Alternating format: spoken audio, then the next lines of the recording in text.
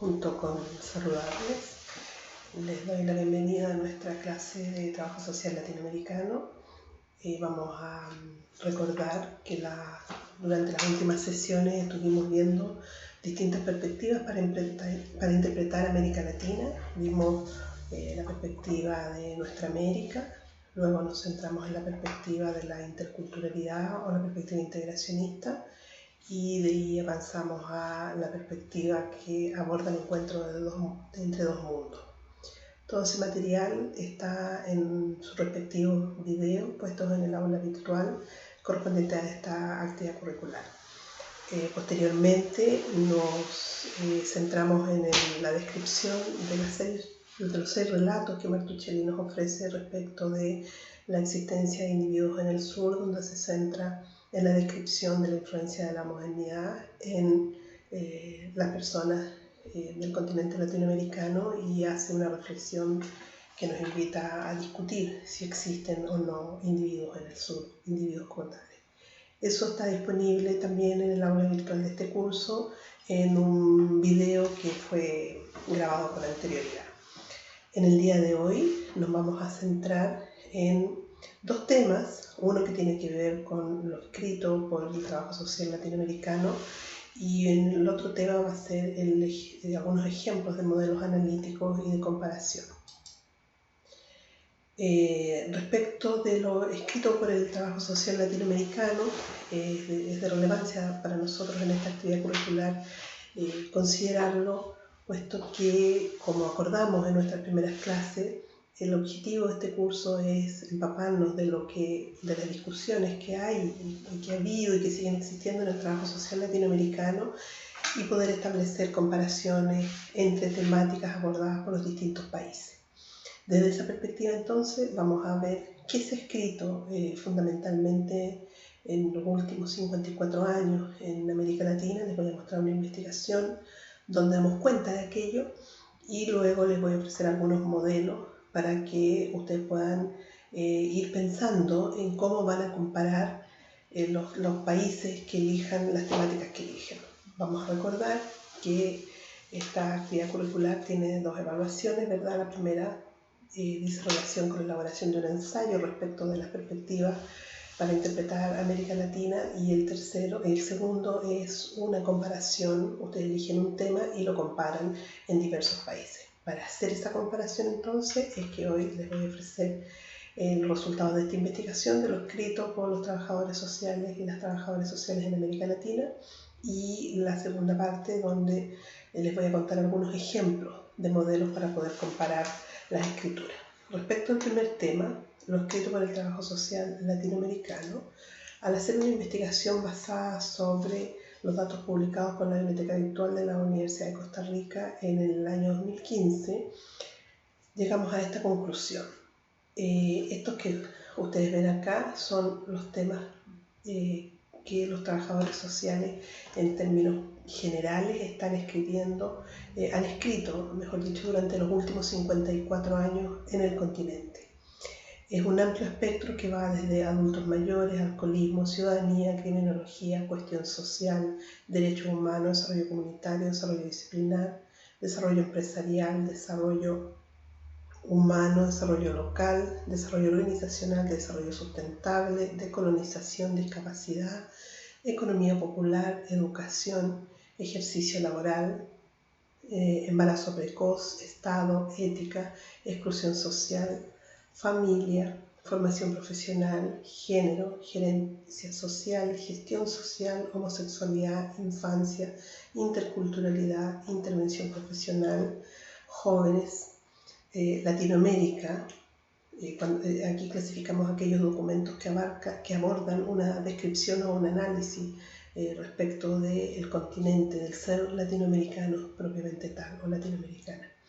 Liderazgo, medio ambiente, organización social, organizaciones sociales, pericia forense, planeación participativa, pobreza, políticas públicas, políticas sociales, privación de libertad, producción de conocimientos, pueblos originarios, resiliencia, responsabilidad social, salud mental, seguridad social, sociedad.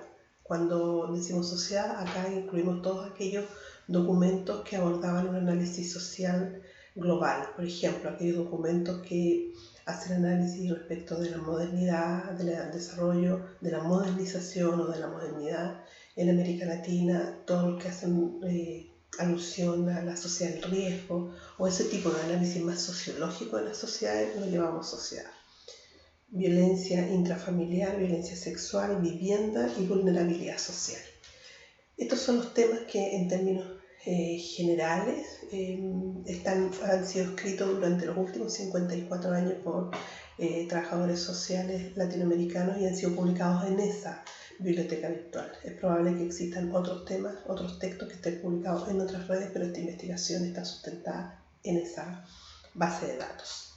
Si nosotros observamos el desarrollo disciplinar, junto con la formación profesional y la intervención, las políticas sociales y la producción de conocimientos, junto con el análisis social, son los temas de mayor recurrencia escritos por los profesionales o por los académicos de la disciplina durante estos últimos 54 años.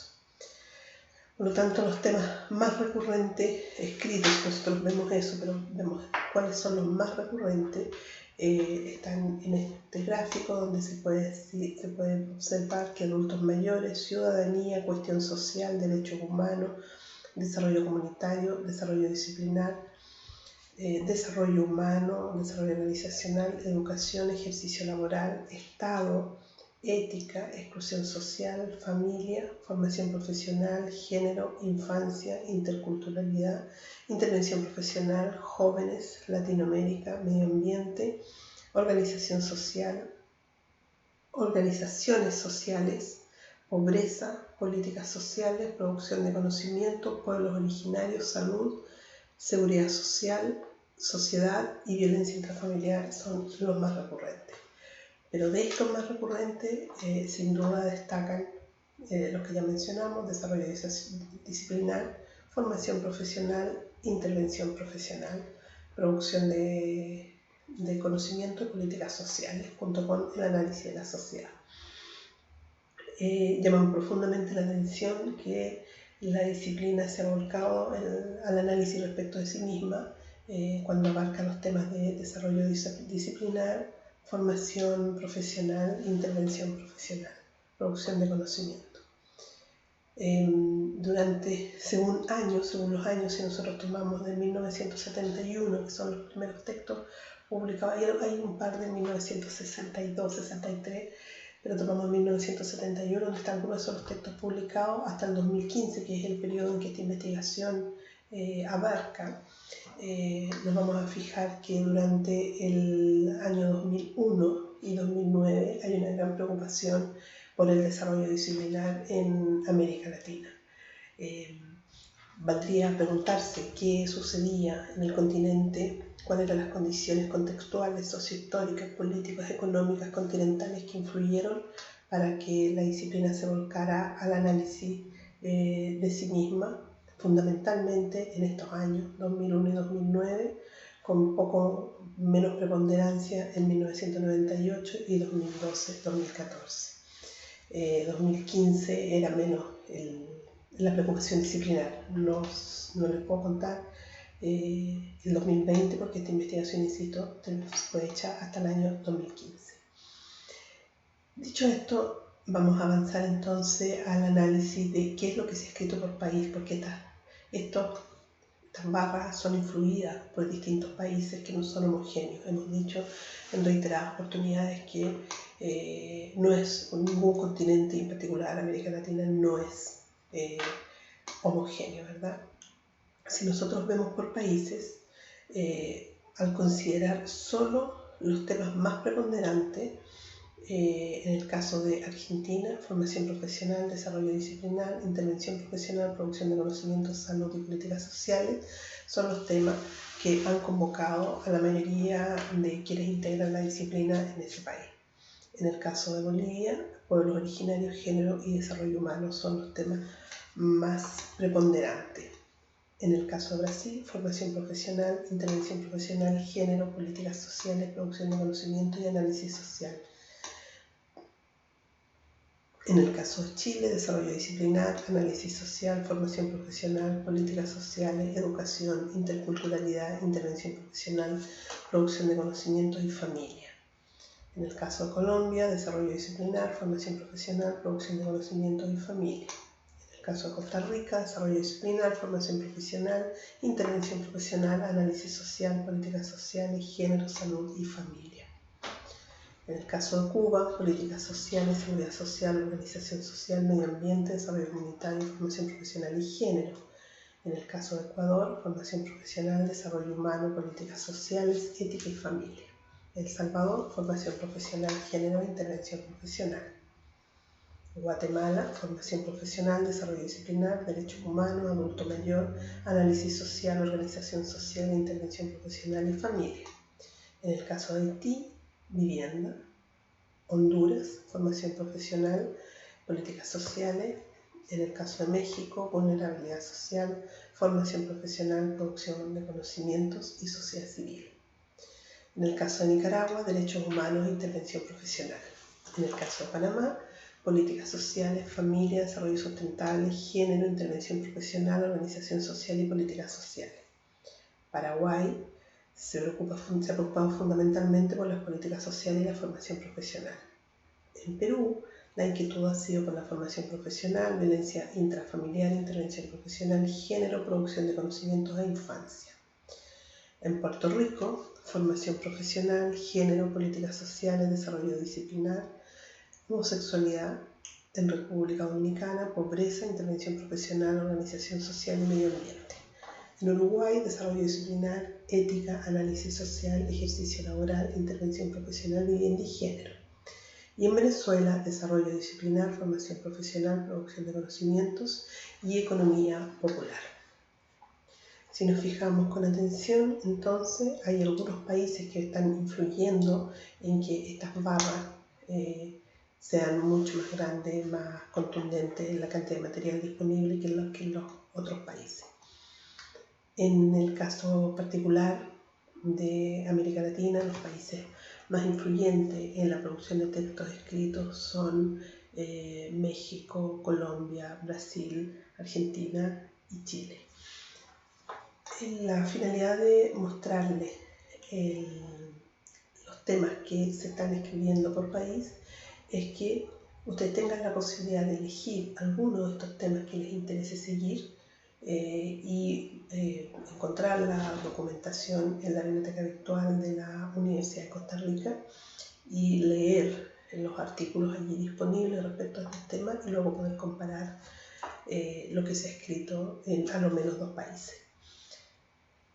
Para poder comparar, siempre desde la perspectiva de que hemos dicho, ¿verdad? Que hay influencias de las distintas maneras de interpretar América Latina, como reiteradamente hemos planteado la idea de nuestra América, la interculturalidad o la perspectiva integracionista y el encuentro de dos mundos, más los metarrelatos sobre la modernidad en los individuos en el sur de Martuchelli, nos van a dar un sustento teórico para poder interpretar lo que estos profesionales han escrito en el continente.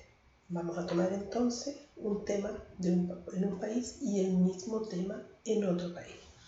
Una vez que tenemos esos temas elegidos, por supuesto que quienes participan en esta actividad curricular pueden elegir otros temas distintos a los que yo he mencionado como los más recurrentes en el continente. Pero esto pienso que les ayuda a poder definir cuáles son efectivamente las preocupaciones que han sido centrales en el continente para la disciplina. Un requisito fundamental e ineludible para este trabajo es que los textos que ustedes lean sean efectivamente escritos por personas del trabajo social, profesionales de la disciplina y que vivan o sean de origen latinoamericano, ¿sí? Para poder hacer la comparación, vamos a tener que asegurar que lo que estamos comparando es efectivamente comparable. Una dificultad bastante frecuente en la comparación de elementos es que se pueden llegar a comparar cosas que no son comparables. En vistas a eso, es que yo les voy a ofrecer algunos modelos para poder analizar los textos que ustedes encuentren y para poder compararlos.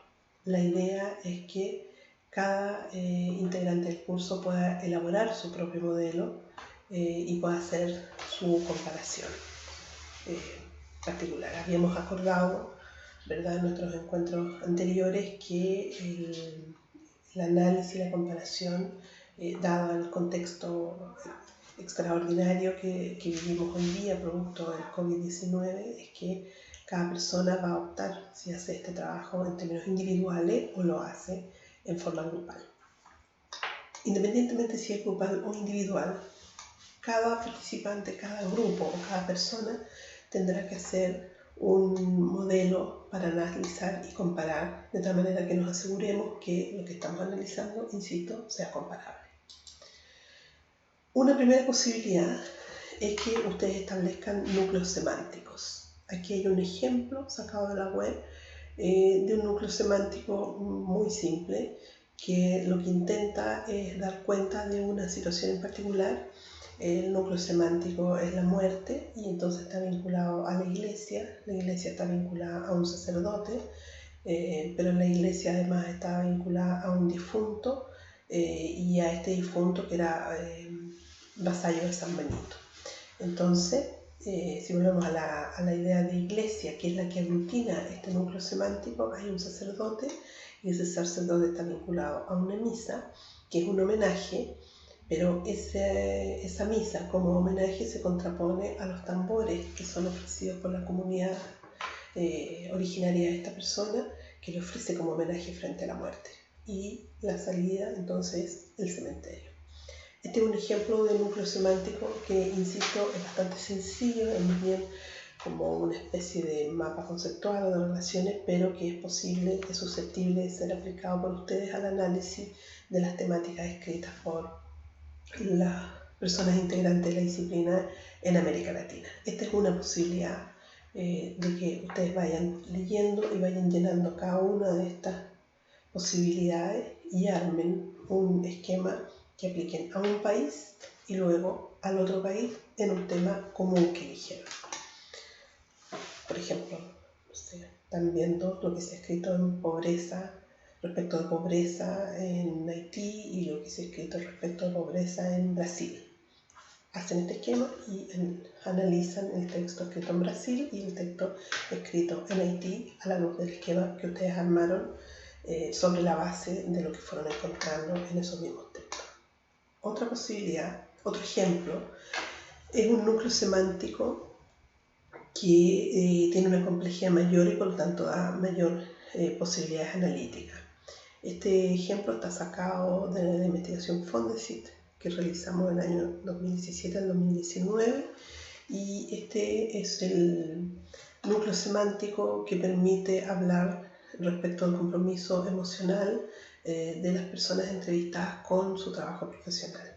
Este es el eje, este es el núcleo, el compromiso emocional con el trabajo es el núcleo del que estamos hablando. Y frente a ese núcleo existe una posibilidad de vincularse personal y afectivamente con las personas destinatarias del trabajo, dado que eso genera satisfacción profesional. Pero eso se identifica, y esta es la relación de identidad, se identifica con la posibilidad de conectarse emocionalmente con la realidad de los usuarios para así evitar la indiferencia en la relación profesional. Esta relación de identidad, que haya una vinculación afectiva con las personas destinatarias del trabajo y la conexión emocional, genera que exista empatía con las demandas de las personas destinatarias como si se tratase de la propia familia. Estas ideas son sacadas de las entrevistas, en este caso ustedes las sacarían de los textos escritos que están leyendo y irían armando conforme a lo que va apareciendo ahí estas relaciones de identidad o estas relaciones de A que influye a B, o sea, es una relación de influencia. Vamos a ver. Los profesionales de intervención social directa deben posicionarse desde una perspectiva sensible y empática con los sujetos de intervención. Esto influye en que los profesionales quieran vincularse personal y afectivamente con las personas destinatarias del trabajo, y eso, como dijimos recién, se identifica con que se conectan emocionalmente con las personas destinatarias del trabajo, y eso hace entonces que empaticen con su demanda. Pero a la vez, los profesionales de intervención social directa deben posicionarse de una perspectiva sensible y empática con los sujetos de intervención, tiene una relación de identidad con elegir un trabajo que provoque felicidad personal, en tanto posibilite la sensación de que el propio desempeño constituye un aporte. O sea, se identifican estas dos ideas.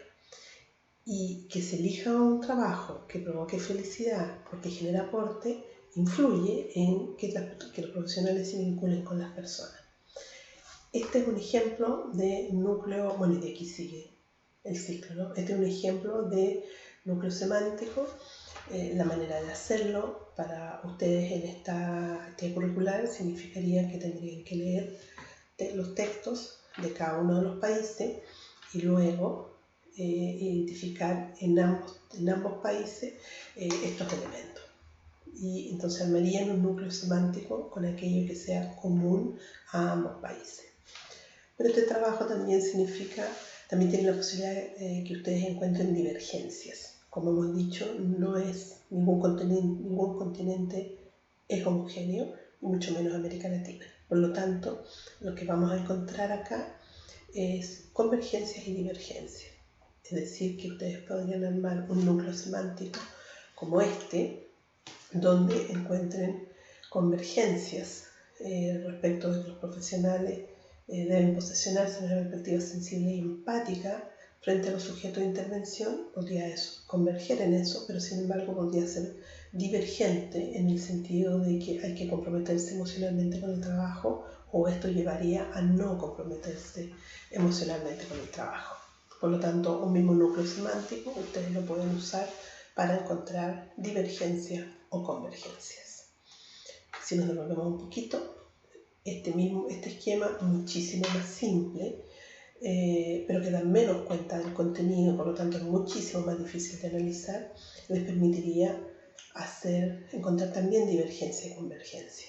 Este otro modelo es más complejo y por lo tanto da más posibilidades analíticas, y ustedes podrían encontrar convergencia y divergencia en cada uno de los elementos que están, ¿cierto? En cada uno de los elementos que están componiendo este núcleo semántico, o podrían encontrar convergencia y divergencia del núcleo semántico completo de un país respecto del núcleo semántico armado respecto de otro país, para la comparación que ustedes están haciendo. Otra posibilidad es que ustedes armen isotopías fundamentales. Este modelo que están mirando en este minuto es también bastante simple. Los modelos que son muy simples son para ejemplificar lo que ustedes podrían hacer, pero no es recomendable que trabajen con modelos tan simples porque dan poca cuenta los contenidos. Pero sí es válido en el sentido que permite claramente establecer que hay un eje, que serían los tambores, ¿cierto?, de esta tribu que hace el homenaje a la muerte o a la vida a través de los tambores. Por lo tanto, la vida y la muerte estarían separadas por la presencia de estos tambores. La vida significa fiesta, la fiesta significa alegría y la alegría significa euforia. La muerte, velorio, tristeza, disforia. Por lo tanto, hay un eje que serían los tambores y hay subejes que se oponen: fiesta a velorio, alegría a tristeza, euforia a disforia, vida a la muerte. Este es un ejemplo. También ustedes podrían tomar los textos, leerlo y establecer estas isotopías fundamentales, establecer un eje analítico, no sé, pobreza, y aquí podría ser pobreza vivida, pobreza temida, y acá angustia, pobreza vivida, angustia, pobreza temida, temor, no sé. Lo importante es que cuando se arma esta isotopía fundamental hay que ser muy cuidadosas de poner en ambos ejes cosas que efectivamente sean comparables. O sea, no podríamos poner, por ejemplo, alegría aquí, ¿verdad? Y velorio acá, porque no son comparables. Son comparables fiesta con velorio, alegría con tristeza, euforia con disforia, vida con muerte. Esa es otra posibilidad. Tendrían que hacer un esquema como este para un país y luego el esquema para el otro país y poder comparar respecto de ese tema. Supongamos que están trabajando en medio ambiente, lo que se ha escrito en medio ambiente en Costa Rica y en Uruguay, y entonces aplican este esquema y ustedes van a ver que van a poder establecer entonces divergencias y convergencias entre ambos países a partir de un esquema como este, por ejemplo. Otra posibilidad es que ustedes hagan un esquema para ver cómo las ideas que están presentes en ese texto son trabajadas. Esto que yo les muestro ahora es una elaboración que yo hice para una investigación sobre la posibilidad de hacer circular ideas en los contextos profesionales. Entonces, cuando hablamos de constructos eidéticos, estamos hablando de sistemas de ideas. Ustedes pueden armar un esquema como este. Este esquema yo lo armé a partir de lo que yo creía que era relevante, a partir de lo que la literatura planteaba, de cómo fundamentalmente los planteamientos de Eduardo de Besse, cómo las ideas circulaban. Entonces yo armo este esquema. Perfectamente ustedes podrían armar el suyo, identificar el sistema de ideas, los núcleos semánticos que constituyen ese sistema de ideas, los aportes de ese sistema de ideas para definir, analizar, interpretar, evaluar o proyectar el quehacer profesional, las modificaciones que esos sistemas de ideas proponen a las realidades que están observando, los fundamentos de la necesidad de introducir nuevas formas de pensar y lógica a las que tributan esos fundamentos, atribuciones de poder extra o intradisciplina o profesión para la instalación de nuevas ideas y la identificación de condiciones para instalar estas nuevas ideas. Este modelo fue armado sobre los planteamientos del autor que les mencioné en una investigación que hicimos sobre la posibilidad, cómo los trabajadores sociales en Chile iban instalando ideas respecto de políticas sociales e intervención social. Es un ejemplo, no tiene por qué tener estos mismos contenidos, pero es una progresión y en ese sentido es comparable. Entonces ustedes podrían tomar la lectura de un texto de un país y ver cuál es el elemento central ahí y cómo ese elemento central se encadena con un segundo elemento, con un tercer elemento y cómo esos influyen en otro elemento, y de allí seguir la progresión hasta que haya una salida. Este es un diagrama de flujo.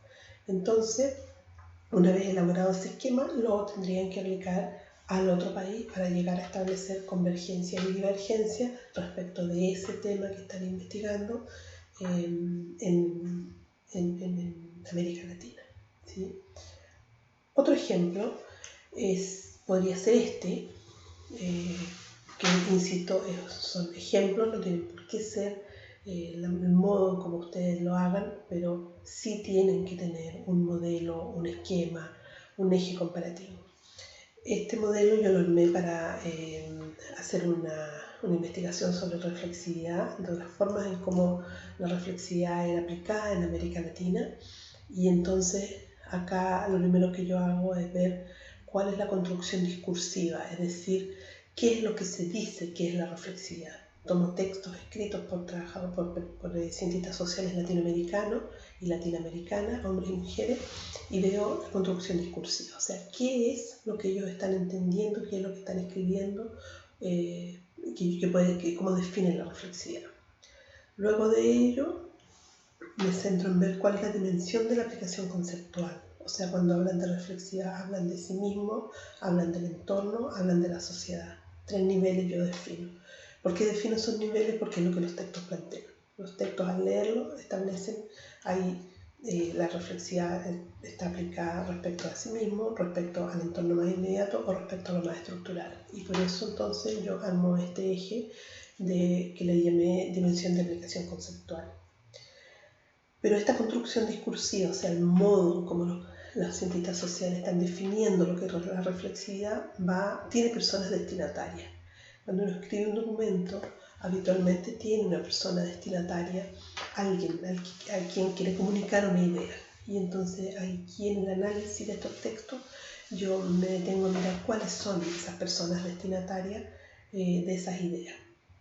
Luego de eso, cuando uno quiere escribir, cuando uno quiere transmitir una idea, yo me daba cuenta a partir de la lectura de estos textos que había ciertos mandatos.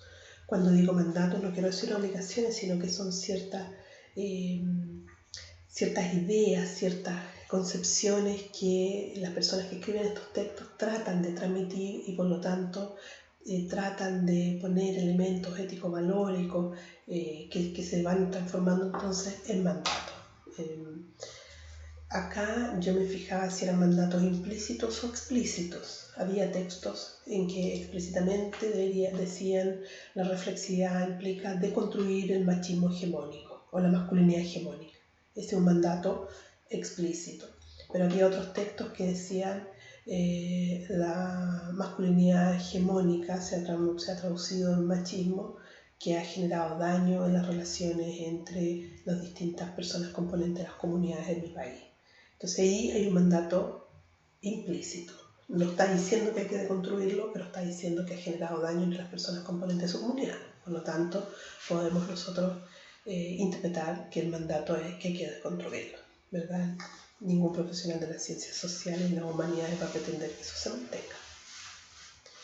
Luego de eso, yo me preguntaba cuáles eran las tensiones conceptuales, porque si partíamos de la base que la reflexividad era la posibilidad cognitiva, emocional o estética, o sea, basada en lo sensible, lo que uno puede captar a través de los sentidos, la posibilidad de deconstruir aquello que yo estoy pensando, lo que estoy viendo, lo que estoy sintiendo, la deconstrucción de los mandatos sociales y de las sociedades como de lo que está socialmente dado, instituido, entonces evidentemente tenían que haber tensiones conceptuales, porque por ejemplo, si yo acá tenía un mandato de construir la masculinidad hegemónica, por supuesto que iba a haber una tensión conceptual entre reflexividad y masculinidad hegemónica, ¿cierto? Íbamos a tener, si el mandato era erradicar la pobreza, iba a haber una tensión conceptual entre reflexividad y sistema neoliberal o capitalismo. Entonces, lo que buscaba acá eran esas tensiones conceptuales.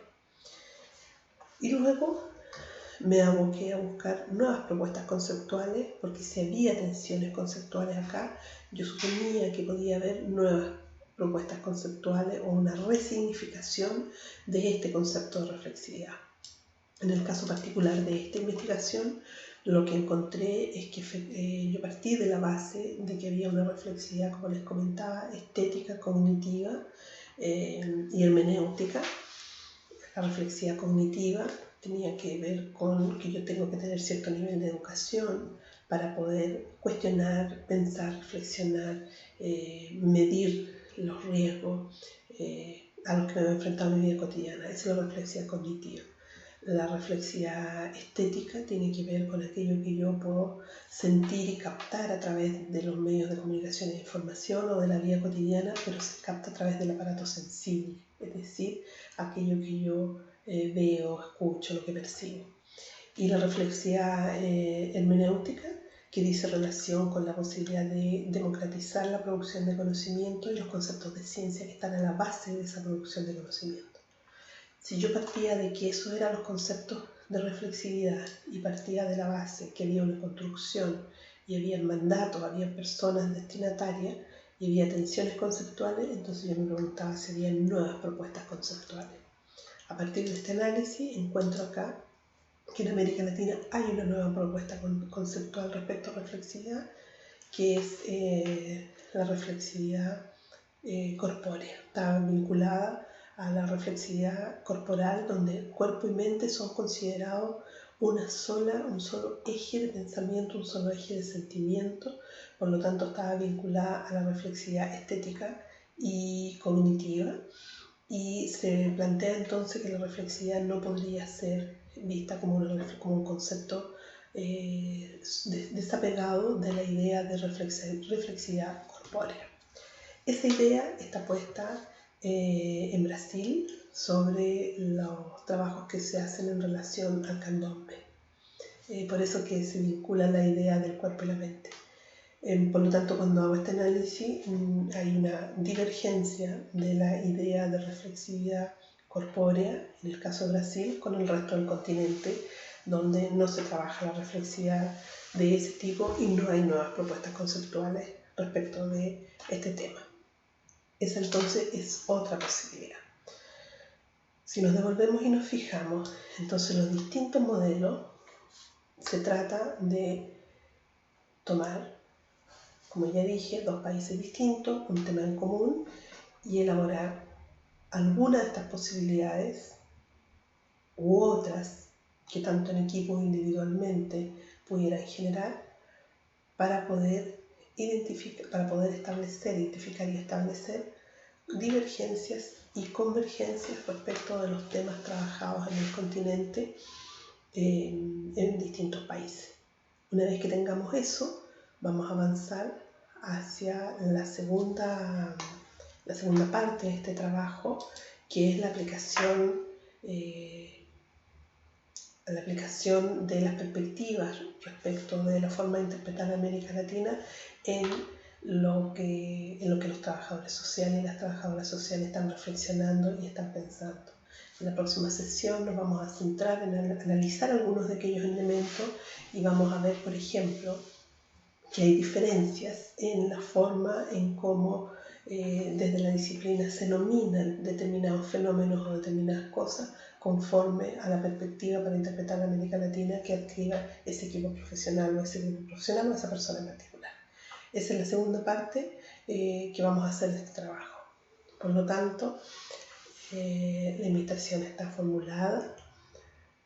Definan, por favor, en términos individuales o grupales, qué país, qué tema van a trabajar y en qué países.